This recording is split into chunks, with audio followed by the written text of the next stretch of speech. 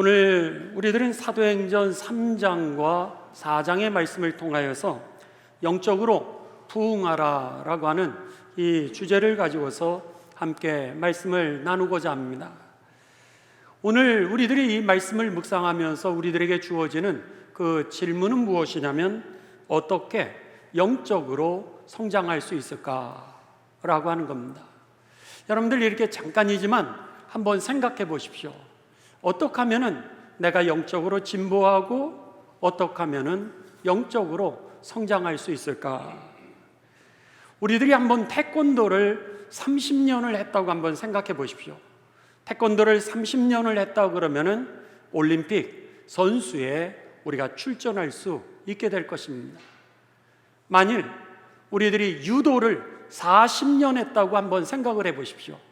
40년을 했다면 아마 펄펄 나를 겁니다. 그렇다면은 태권도 30년 아니면 유도 40년, 그것에 우리들의 영성을 한번 이제 적용시켜 본다면, 우리들이 신앙생활을 30년을 해왔다고 여러분들 한번 생각해 보십시오. 내가 30년을 신앙생활 했는데 올림픽 나갈 만한가? 내가 신앙생활을 40년을 해왔습니다. 40년을 해왔으면은 내가 펄펄 나나? 이렇게 생각해 봤을 때 오늘 우리들의 영적인 그 삶을 다시 한번 돌아보면서 오늘 우리들이 어떻게 하면은 정말 영적으로 진보하고 성장할 수 있을까라고 하는 것이 오늘 본문의 말씀입니다. 오늘 본문 말씀에 보면은 이제 베드로와 요한이 그 시간을 정해놓고 기도하게 됩니다. 당시에 유대인들은 3번을 기도했습니다. 아침 기도, 정오의 기도, 그리고 저녁의 기도 시간을 저들이 구별해서 이제 하루에 3번씩 기도를 했습니다. 그랬는데 베드로와 그리고 요한이 역시 그들이 시간을 정해놓고 기도하면서 오늘 본문에 보면은 제9시의 저녁 기도 시간입니다. 제9시라 그러면 지금 우리의 현대 태양력으로 얘기한다면은 이것을 6시간을 더하시면 됩니다. 성경에 나오는 모든 시간에 6시간을 더하시면은 현재 시간하고 맞출 수 있습니다. 성경에 보면 9시가 되었을 때 그들이 성전으로 기도할 시간이 되어서 기도하러 올라갔다 그랬습니다. 오후 3시 기도입니다. 들어가는데 거기에 성전 앞에 나면서부터 안진뱅이 되었던, 그래서 구걸하면서 살아가는 그 형제가 거기에 앉아 있었습니다. 사도행전 4장 22절에 보면 그의 나이가 약 40여 세가 되었더라 그랬습니다. 그러니까 나면서부터 안진뱅이였으니 그의 이 질병을 40년 동안 고치지 못했다라고 하는 겁니다. 40년 동안 안진뱅이로 살면서 더 나아가서 그가 이제 구걸을 하면서 살아왔습니다. 그런데 그날 성전 앞에 그가 구걸을 하고 있는데 베드로와 요한이 성전으로 들어갑니다. 그들에게 무엇을 얻을까 하여서 베드로와 요한을 쳐다보는데 베드로와 요한도 그 나면서 안진뱅이 되었던 그를 보게 됩니다. 그리고 나서는 그를 향하여서 이렇게 얘기합니다. 나에게는 은과 금은 없지만 내게 있는 예수 그리스도를 너에게 주노니 나사렛 예수 그리스도의 이름으로 일어나 걸으라. 이러면서 그 나면서부터 안진뱅이 되었던 그 사람의 발목을 잡고 일으키는데 이 사람에게 발과 발목에 힘이 들어가기를 시작했습니다. 그러고 나서 일생 동안 이 문제를 해결하지 못하였는데 그가 일어나게 되고 그리고 걷고 뛰게 됩니다. 너무나도 주변에 있는 사람들이 놀랐습니다. 이 안진뱅이가 일어나서 너무 좋아가지고 이 성전에 함께 들어가서 하나님께 예배를 올려드리고 영광을 돌려드리게 됩니다. 그리고 나서 이제 성전에서 나오게 됩니다. 막 사람들이 웅성웅성합니다. 당신 어떻게 이런 일이 일어나게 됐냐고. 그러면서 이제 그 나면서부터 안진뱅이 되었던 사람이 베드로와 요한을 갖다가 손을 잡고 있으니까는 주변 사람들이 다 주목하면서 그 놀라운 일들을 칭찬하게 됩니다. 이랬을 때 사도행전 3장 12절에 이제 베드로가 자기를 보면서 놀란 그 사람들을 향하여서 이렇게 이야기를 합니다. 자, 여러분 성경을 좀 찾으시기 바랍니다. 베드로전서 3장 12절입니다. 베드로가 이것을 보고 백성에게 말하되 이스라엘 사람들아, 이 일을 왜 놀랍게 여기느냐. 여러분, 왜 이 사건을 보면서 놀라십니까? 그렇게 얘기를 합니다. 우리 개인의 권능과 경건으로 이 사람을 마치 걷게 한 것처럼 왜 우리를 주목하십니까? 내 능력을 통하여서 내가 이 사람을 갖다가 일으켰다라고 여러분들 생각하면서 어찌 나에게 주목하십니까? 이렇게 묻는 겁니다. 그러면서 사도행전 3장 16절입니다. 그 이름을 믿음으로, 여기에 그 이름이라고 하는 것은 예수 그리스도입니다. 그 이름을 믿음으로, 그 이름이, 예수님의 이름이 너희가 보고하는 이 사람을, 40년 동안 일어나지 못했던 이 아픔을 가진 사람을 낫게 하였으니, 예수로 말미암아 난 그 믿음이, 예수님을 믿는 그 믿음이 너희 모든 사람 앞에서 이같이 완전하게 낫게 하였느니라. 이렇게 선포하는 겁니다. 그리고 나서 베드로가 이제 아주 유명한 그 말씀을 선언하게 됩니다. 3장 19절, 여러분 성경을 찾으시고 또 여러분 줄도 치시고 또 함께 여러분들이 읽도록 하겠습니다. 3장 19절, 자 시작. 그러므로 너희 죄 없이 함을 받으라. 이같이 하면 새롭게 되는 날이 주 앞으로부터 이를 것이요. 아멘. 너희가 회개하고 돌이켜 너희의 죄 없이 함을 받으라. 이같이 하면 새롭게 되는 날이 주 앞으로부터 너에게 임할 것이니라. 이렇게 말씀하고 있는 겁니다. 거기 있는 사람들에게 여러분 왜 나를 주목하십니까? 그러면서 두 마디를 하게 됩니다. 첫 번째, 여러분 회개하십시오. 돌아서라는 거요. 내 삶을 하나님에게로 돌아서십시오. 이렇게 얘기를 합니다. 그러면은 하나님이 여러분의 인생을 변화되지 못하게 만드는 그 상처로부터, 그 과거로부터, 그 죄로부터 여러분의 그 문제를 해결해 주실 것이고, 그리고 더 나아가서 하나님이 여러분을 새롭게 하실 것입니다. 이렇게 말씀하는 겁니다. 40년 그 병자가 새롭게 된 것을 이 베드로는 뭐라고 그러고 있어요? 내가 한 것이 아니라 하나님이 하셨다는 거예요. 그렇습니다.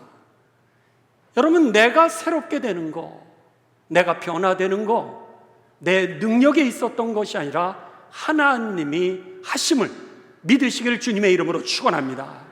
내가 할 수 없으니까 변화가 안 된 거예요. 내 스스로 할 수 없으니까 여러분 내가 거기서 빠져나오지를 못하고 있는 겁니다.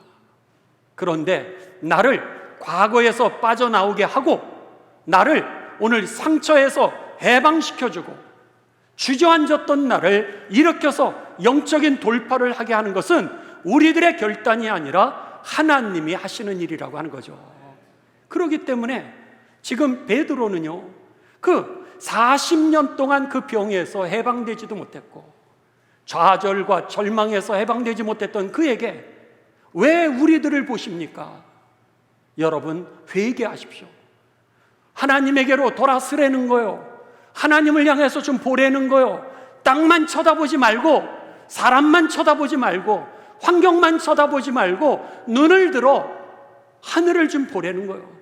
나를 창조하신 그 하나님, 이 역사를 주관하시는 하나님, 생사 화복을 주관하시는 그 하나님을 좀 한번 봐보려는 거예요. 그런데 그 하나님이 우리로 하여금 죄를 깨끗하게 하시고 그리고 새롭게 하실 거라는 거예요. 얼마나 위대한 설교인지 모릅니다. 여러분, 이 베드로의 이 설교가 오늘 주님을 사모하는 여러분들, 갈 데도 많고 부르는 데도 많고 해야 될 일이 많은데도 불구하고 오늘 주님 앞에 나가서 예배드리기를 사모하는 여러분의 그 믿음 위에 들려지시고 이것이 여러분의 삶의 결론이 되시기를 주님의 이름으로 축원합니다.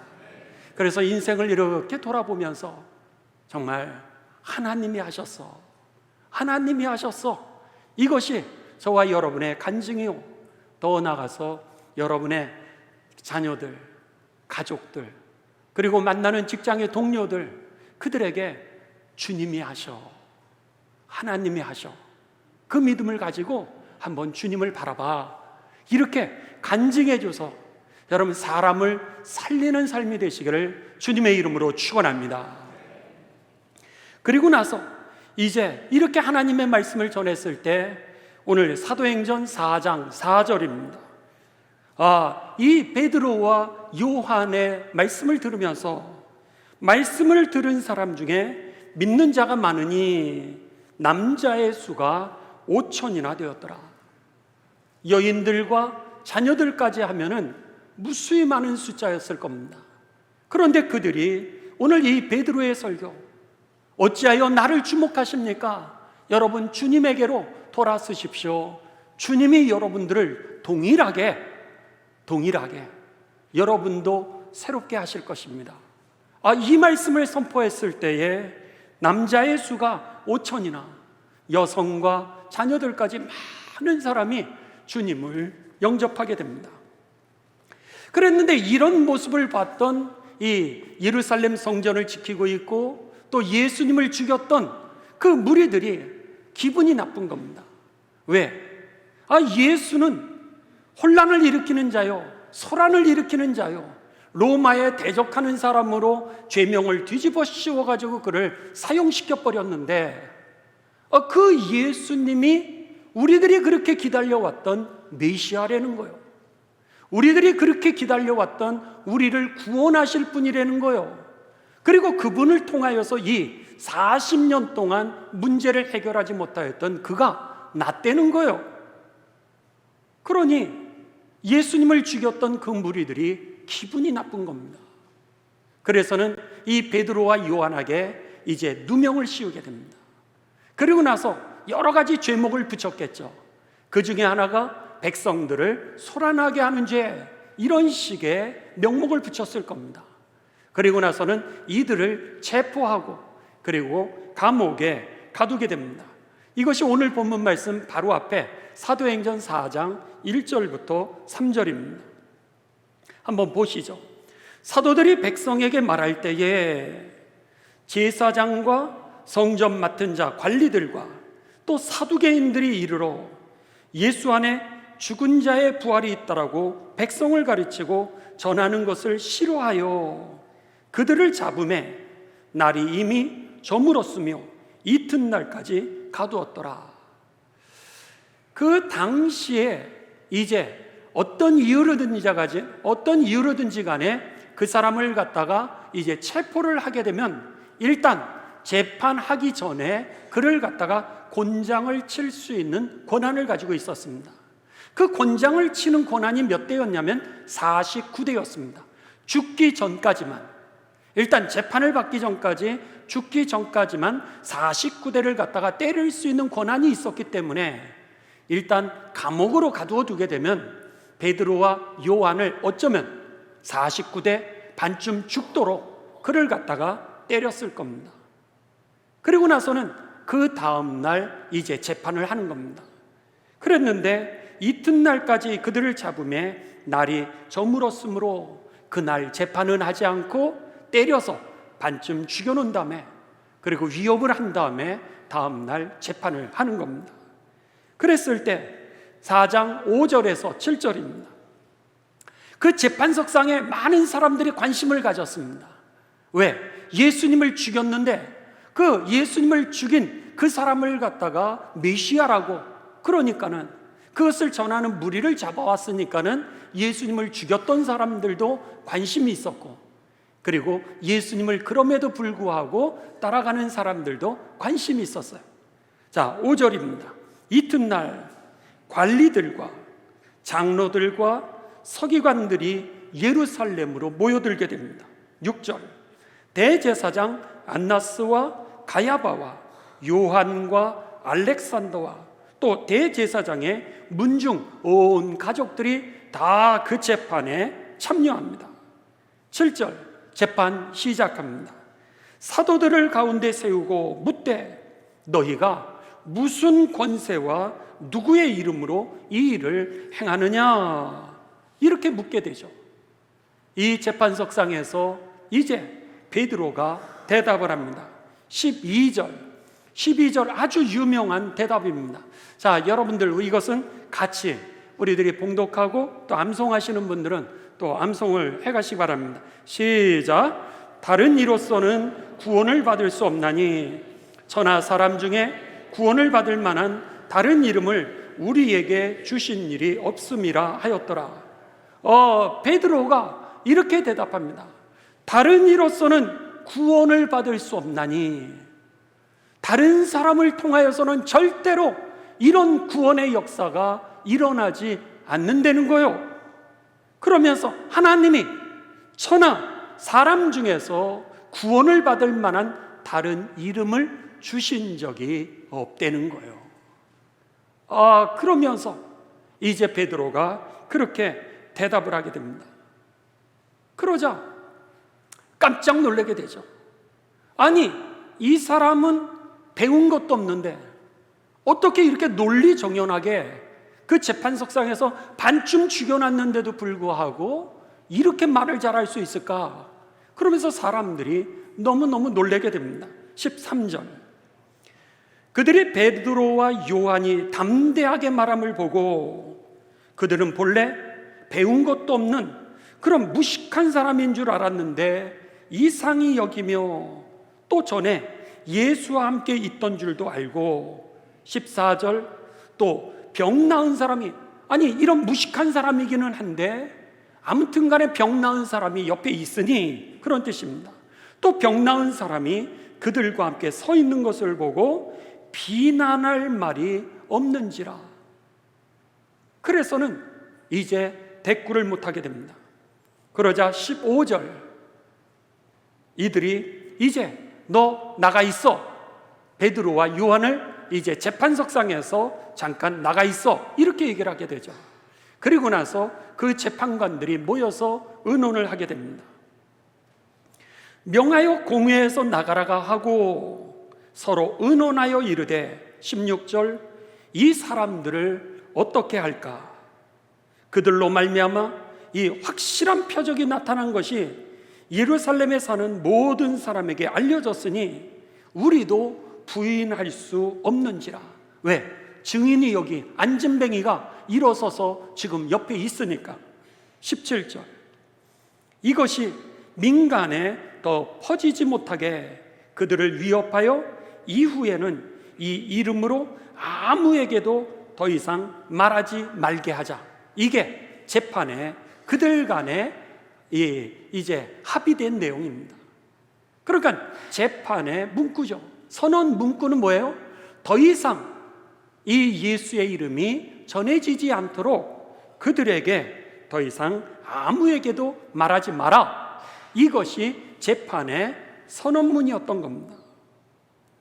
그렇게 얘기를 해서 이제 18절, 죄인들을 불러오게 됩니다. 베드로와 요한을 세우고 다시 그들을 불러 경고하여 도무지 예수의 이름으로 말하지도 말고 가르치지도 말라, 이렇게 그들에게 선언을 합니다. 이때 베드로와 요한이 대답합니다. 베드로와 요한이 대답하여 이르되, 하나님 앞에서 너희의 말을 듣는 것이 하나님의 말씀을 듣는 것보다 옳은가 판단하라. 이렇게 얘기를 해요.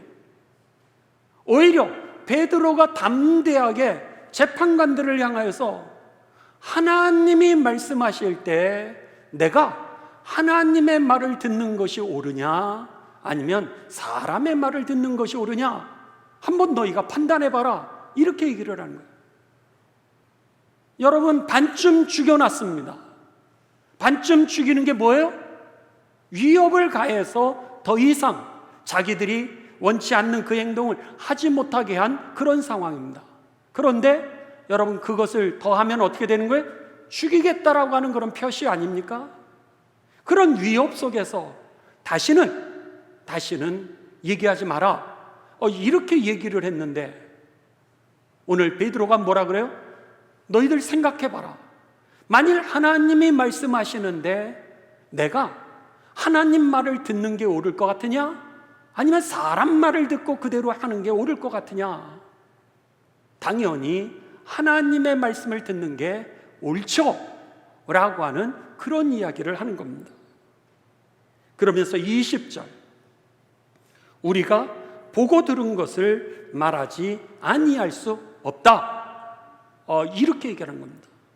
내가 봤는데, 내가 들었는데 어떻게 본 것을 보지 않았다라고 그러고, 내가 들은 것을 어떻게 듣지 않았다라고 그렇게 말할 수 있겠느냐? 나는 할 수 없다. 이렇게 대답했던 겁니다. 결국 여러분, 21절에 관리들이 백성들이 무서워서 그들을 어떻게 처벌할지 방법을 찾지 못하고 다시 위협하고 또다시 위협하고 그들을 풀어주게 됩니다. 그때 이를 보고 있었던 모든 사람이 그 된 일을 보고 오히려 하나님께 영광을 돌림이라. 이 표적으로 병 나은 사람은 몇 세였더라? 40여세였더라. 성경은 그렇게 기록하고 있는 겁니다. 어떻게 이런 일이 일어날 수 있었을까? 여러분, 베드로가 복음서에 보게 되면 겁장이로 나오게 됩니다. 베드로는요, 비겁한 자로 나오게 됩니다. 이제 예수님이 재판을 받으셨을 때 누군가가 그를 향해서 너도 예수와 함께 있었던 자지, 이렇게 얘기했더니 베드로가요, 순간적으로 그 위협을 느끼면서 아니, 나는 몰라, 나는 예수라는 사람 몰라, 이렇게 부인했습니다. 그러다가 어떤 사람이 아니야, 너가 예수라고 하는 작자와 같이 있는 거 내가 봤는데, 이렇게 되자 그때 베드로는 아주 자기를 갖다가 보호하기 위하여서 강력하게 예수님을 저주까지 하면서 나는 예수를 모른다라고 했던 그런 비겁한 사람이었습니다. 겁쟁이기도 하였고 비겁한 사람이었는데, 어떻게 이게 마태복음, 마가복음, 누가복음, 요한복음, 여기까지 베드로의 모습은 그런 모습이었는데 어떻게 사도행전 그 다음 장으로 넘어갔는데 그가 이렇게 변화될 수 있었을까? 오늘 이것이 여러분, 우리들에게 질문을 던지시는 하나님의 음성인 줄 믿습니다. 어떻게 베드로가 이렇게 변화될 수 있었을까? 여러분, 이것을 갖다가 우리들이 잘 깊이 생각하셔야 됩니다. 베드로가 변화된 그 사건, 베드로가 이렇게 믿음이 진보한 사건, 베드로의 믿음이 이렇게 성장할 수 있었던 그 사이에 있었던 것이 도대체 복음서와 사도행전 이 사이에 다리가 되었던 것이 무엇이었기에 베드로가 이렇게 달라졌을까? 여러분, 우리가요, 영적으로 성숙해야 되는데 우리가 30년 동안 신앙생활을 했고 40년 동안 신앙생활했는데도 불구하고 올림픽에 나가지도 못하고 유도 선수처럼 펄펄 날지 못하고 우리들이 오늘 영적인 초보에 머물러 있는 이유는 바로 그 하나님의 말씀을 뜨문뜨문 조각조각 그냥 그때그때 들어버리고 말았기 때문입니다. 금을 캐는 사람들은요, 금맥을 찾아다닙니다. 금맥을 찾았을 때에 그들이 이야! 그러면서 여러분 신나가지고 그렇게 잘 살게 되는 겁니다. 어떤 사람은 수맥을 찾아다니는 사람들이 있습니다. 이 풍수지리설에 의하면 수맥이 흘러가는 그 자리 위에 집을 세우면 집에 습기가 든다라고 하는 겁니다. 그래서 기초가 여러분 허물어진다는 거예요. 그렇기 때문에 그 집을 짓는 사람은 여기에 물이 밑에 흐르나 안 흐르나 이것을 보면서 수맥을 비켜가는 사람들이 있습니다. 그런데 어떤 사람은 또 다른 이유로 수맥을 찾습니다. 왜죠? 물을 거기에서 나오게 하려고. 그러니까 우리가 아프리카 같은 데 가서 이제 그 우물을 파줄 때에는 무엇을 찾는 거냐면 수맥을 찾는 겁니다. 수맥을 하나 찾아서 거기에서 우물을 하나를 만들면 300-400가정이 거기에서 모여서 그 우물을 먹으면서 마을을 형성하게 되니까 교회를 세우고 그리고 거기에다가 우물을 파서 그래서는 300-400가정이 모여서 복음을 들을 수 있도록 그렇게 수맥을 찾는 겁니다.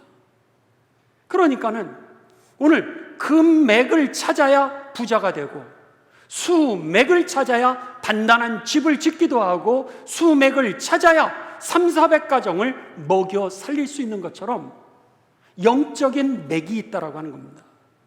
영적인 맥이 있는데 우리가 그 맥을 찾아야 이 베드로가 어떻게 이렇게 사도행전에서 이렇게 달라질 수 있었을까? 그것이 이해가 되어질 때 우리가 성경을 보면서 이야! 이게 정말 하나님의 말씀이구나. 이 성경을 읽으시면서 감동이 오고요. 감격스러워지고 내가 이대로 살아봐야지. 하나님의 뜻이 이거였구나. 이런 영적인 감동을 가지면서 내가 변화되는데 30년을 다녀도 20년을 다녀도 10년을 다녀도 여전히 똑같은 영적인 초보 수준에 머물러 있는 것은 우리가 말씀에 깊이 여러분 머물지 않기 때문이라고 하는 겁니다. 우리가 생각을 해야 됩니다. 베드로가 나오면 옛날에 베드로는 어땠지? 어떻게 이렇게 됐지? 여러분 이렇게 복음서를 읽고 그리고 사도행전을 읽으면서 그것을 찾아가는 겁니다. 옛날에 사울이 바울로 변화되지 않았습니까? 예수님을 믿던 사람들에게 돌을 던져 죽였던 사람 아닙니까?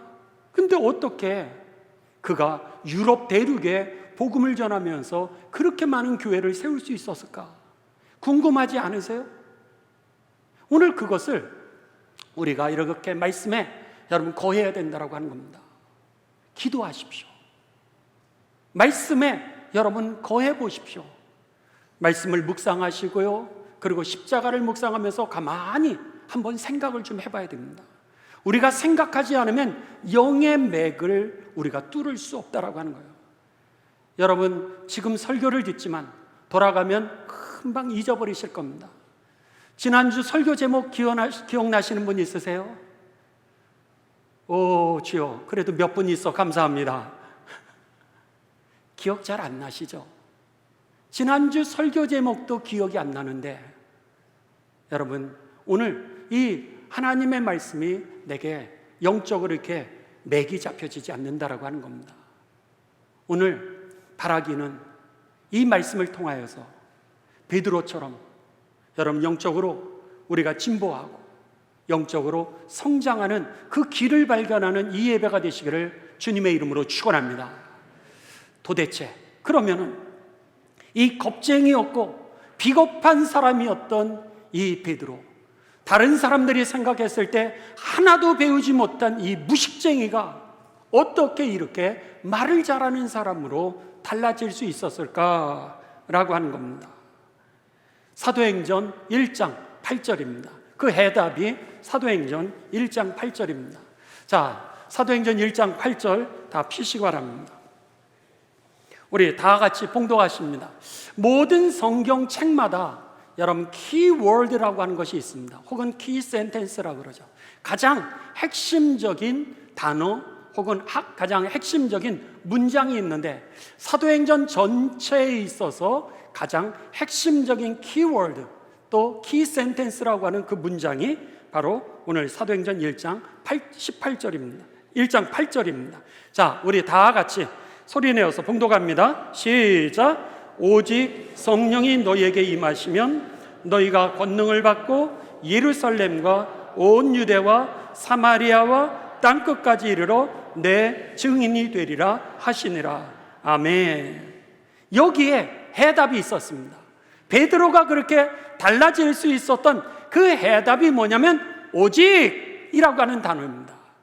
오직, only라고 하는 단어죠. 오직 하나.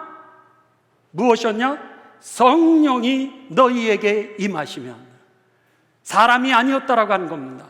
물질이 아니었다라고 하는 거예요. 여러분의 부동산이 아니었다라고 하는 겁니다. 여러분의 가족이 아니라 새롭게 될 수 있었던 것은 오직 성령을 통하여서, 하나님이 임재하심으로 인하여 하나님이 바꾸셨다는 거예요. 그래서 오직 성령이 너희에게 임하시면, 여러분, 그래서 은혜 받으라는 거예요. 은혜 받으라는 거예요. 그래서 성령을 받으라는 거예요.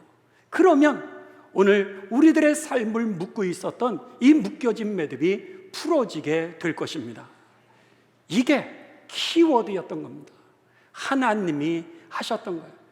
그래서 바울은요, 에베소서 1장 18절, 19절, 20절에 보시면은 바울이 이렇게 얘기합니다. 하나님의 영이 임하게 되는데 신기한 것은 내 안에 마음에 눈이 있더라는 거예요. 나는 몰랐는데 내 마음에 눈이 있더라는 거예요. 이 마음의 눈을 뭐라고 해석하냐면 영의 눈이라고 이렇게 해석합니다. 우리에게 영의 눈이 있다는 거, 육체의 눈만 있는 것이 아니라 영의 눈이 열려지게 되는데, 그러면서 이 에베소서 1장 19절에서 18절 19절에서 뭐라고 그러냐면 나를 부르신 이유를 깨닫게 되고, 내가 사는 이유, 내가 공부하는 이유, 내가 돈 버는 이유, 내가 직장 다니는 이유, 내가 결혼하는 이유, 삶의 이유를 알게 되었다는 거예요. 끌려다니면서, 세상에 끌려다니면서 사는 게 아니라 내가 오늘 사는 이유를 마음의 눈이 열리게 되니까, 영의 눈이 열리게 되니까 깨닫게 됐다는 거예요. 그 다음에 두 번째는 영광이, 하나님이 나에게 예비해 놓으신 그 하나님의 영광, 하늘나라의 영광, 이게 얼마나 풍성한지 내가 알게 되었다는 거예요. 그리고 세 번째는 나와 동행하시는 그 하나님이, 나와 동행하시는 그 부활하신 예수 그리스도가 얼마나 능력이 있으신 분인지 이것을 알게 되었다는 거예요. 영의 눈이 열리니까 보게 되고 알게 되었던 거죠. 베드로가 지금 그랬던 겁니다. 베드로가 겁쟁이였고 비겁한 사람이었는데, 사도행전에서 이 1장에 오직 성령이 너희에게 임하니까 권능이 파워라고 하는 단어입니다. 권능이 임하게 되면서 베드로가 땅끝까지 이르러 증인이 될 수 있는, 예루살렘과 온 유대와 사마리아와 땅끝까지 이르러 증인이라고 하는 단어는 이 헬라어로 마르투스라고 하는 단어입니다. 증인이 왜 마르투스인가? 이 마르투스라고 하는 단어에서 마더라고 하는 그 순교자라고 하는 그런 단어가 나옵니다. 왜 증인이 됐는데 순교자가 됐을까? 그 이유는요, 초대교회에 예수님을 전하면은 어떻게 되는 거예요? 체포되는 겁니다. 체포돼서 죽을 때까지 때려서 죽이든지 사자밥이 되게 하니까 그들이 예수님을 전하는 사람들마다 순교를 했던 거예요. 그래서는 이 마르투스, 증인이라고 하는 단어, 증인된 사람은 다 죽임을 당했기에, 순교했기에, 그래서 마르투스라고 하는 단어에서 마더 혹은 마티르, 이 순교자라고 하는 그런 단어가 나오게 되었던 거죠. 베드로가 그랬던 거예요. 오늘 파워가 임하니까, 능력이 생기게 되니까 그가요, 그 다음에는 어떻게 됐던 거예요? 결국 순교할 수 있는 능력이 생겼던 거죠. 그러니까 죽이를 테면 죽이라는 거예요.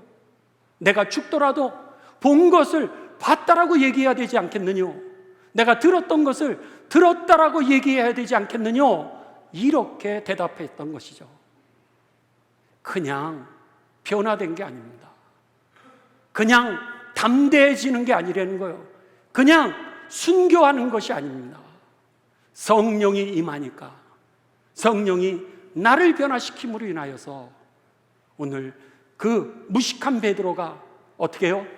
말을 갖다가 그렇게 잘하게 하시고, 그렇게 비겁했던 베드로가 담대한 예수님의 제자로 서서 이제는 예루살렘에 있는 이스라엘의 여러분 영적 지도자가 될 수 있었던 것이죠. 그렇습니다. 여러분, 오늘 우리들의 삶의 변화의 여러분 해답은 하나님이셨고 성령이셨던 거예요. 내가 어떻게 영적으로 진보할 수 있을까? 어떻게 하면 영적으로 성장할 수 있을까? 그것은 여러분 성령 받고 은혜 받게 되시기를 주님의 이름으로 축원합니다. 제가 가끔씩 그런 이 말씀을 드리는데, 저희 부모님들이 늘 구정, 신정, 또 추석 이럴 때 되면은 이렇게 같이 예배를 드리고 세배를 드릴 때마다 이 덕담을 하시는 말씀 중에 하나가 늘 저에게 기억이 나는 게 있습니다. 그게 뭐냐면, 목사가 은혜 받아야 돼, 그렇게 말씀을 했어요. 목사가 은혜 받아야 돼. 그렇지 않으면 교인들이 은혜 받지 못한다라고 하는 겁니다. 제가요, 올해로 목사 안수 받은 지 벌써 30년입니다. 이제 여러분 30년, 태권도 30년이면 올림픽 나간다고 그랬잖아요. 제가 신학교를 다니고 목사 안수 받을 때까지가 여러분 10년입니다. 그렇다면은 제가 신학교를 들어가서 지금까지 40년을 목회한 겁니다. 제가 유도를 했다면 여러분 날고 기었을 겁니다. 그런데 저에게 부모님들이 늘 하시는 말씀이 뭐였냐면, 목사가 은혜 받아야 돼. 목사가 은혜 받아야 돼. 그렇지 않으면 교인들 은혜 받지 못해. 이게 저를 향하신 덕담이었습니다. 그런데 아버지는 이미 하나님 나라에 먼저 가셨고요, 어머니는 지금도 그 말씀을 하십니다. 근데 목회 40년이 되었는데 저에게 늘 들리고 기억나지는 말씀이 뭐냐면, 내가 은혜 받아야 돼. 내가 은혜 받아야 돼. 그래야 우리 교인들이 은혜 받지. 늘 이 말씀이요, 귀에 쟁쟁할 뿐만 아니라 저의 목회에 있어서 얼마나 중요한 생명과 같은 말씀인지 모릅니다. 왜 그러셨겠어요?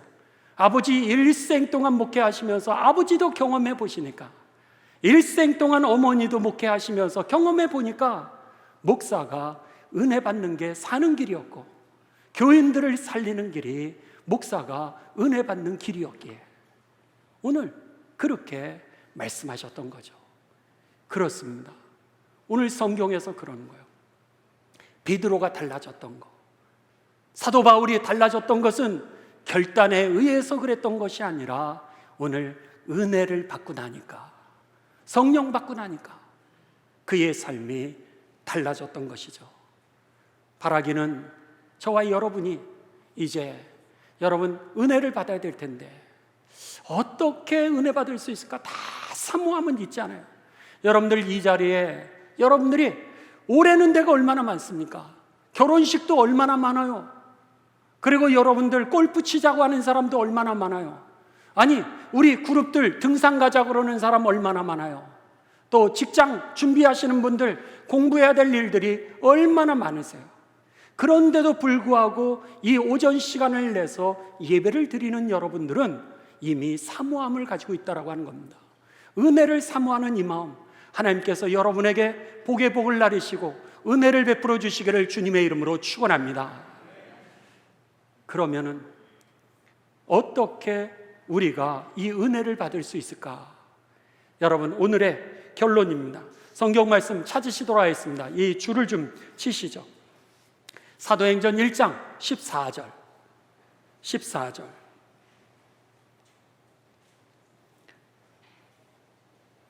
여자들과 예수의 어머니 마리아와 예수의 아우들과 더불어 마음을 같이하여 오로지 뭐에 힘쓰더라?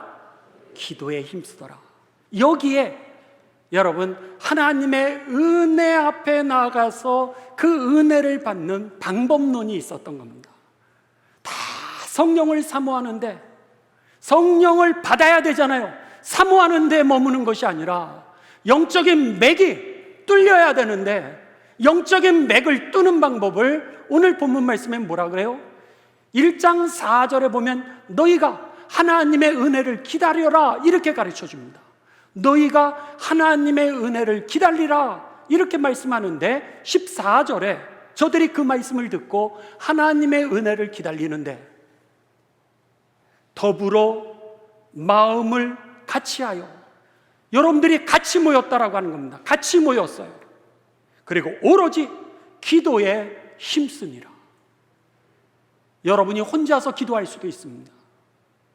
여러분이 집에서 골방에서 혼자 말씀을 묵상할 수도 있습니다. 그런데 성령이 임하는 그 역사의 사건은 어디서 있었던 거냐면, 더불어서 여기 같이 모여서 같이 기도하고 같이 찬송 올리고 같이 말씀을 묵상하는 이 가운데 하나님이 임하시는 줄을 믿습니다. 초대교회가 바로 그랬던 거예요. 여기에 비결이 있었던 거죠. 여러분 혼자도 중요하지만 오늘부터 이제 여러분 부흥회가 시작됩니다. 혼자서 여러분들 신앙생활 할 수 있습니다. 그러나 성령을 받고 영의 맥이 뚫어져야 될 터인데, 오늘 이 부흥회가 바로 함께 더불어 마음을 같이 하고 함께 기도하는 가운데 성령이 임하는 자리임을 기억하시면서, 여러분들 우리에게 예비해 놓으신 그 하나님의 신령한 은사들, 또 은혜들, 이 안진뱅이 일어났던 그 하나님의 역사들이 이 부흥회를 통하여 여러분의 삶의 증거가 되시기를 주님의 이름으로 축원합니다. 주님의 이름으로 축원합니다.